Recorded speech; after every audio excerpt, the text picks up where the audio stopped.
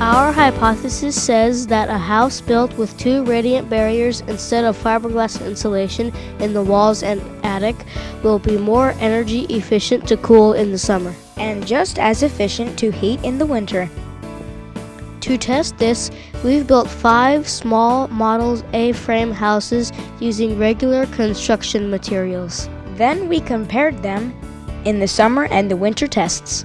All 5 houses were built the same, with a miniature living room, an attic, and hollow walls with 2x4 studs, 16 inches apart, just like a regular house.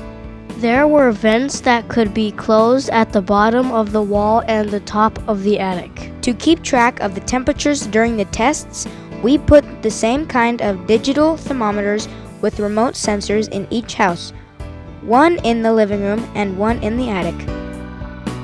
The houses were the same outside and in the living room, only the inside of the walls and the attic were different.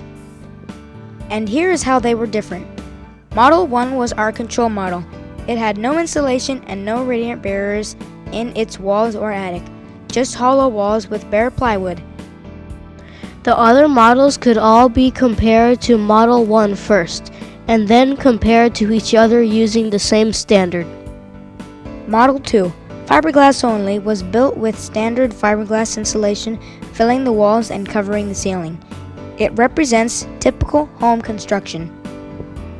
Comparing the radiant barrier models to it is the main purpose of this test. Model 3 was insulated with fiberglass just like Model 2, but the surface of the plywood inside the walls were coated with radiant barrier foil.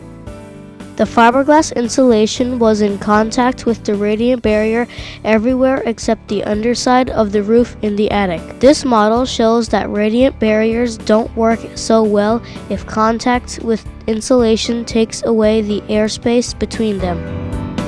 Model 4 was built with the same plywood as 1 and 2, except it has a radiant barrier coating on one side. These radiant barriers were put on the inside of the walls and attic facing each other. There was no insulation. The comparison of model number 4 to model number 2 was the heart of this experiment. Model 5 was built with radiant barrier and a 3/4 inch layer of polystyrene foam lining the inside of the walls and attic. This model was meant to show what could happen if insulation and the radiant barrier were combined in a way that kept an air gap between the radiant barriers so they could work.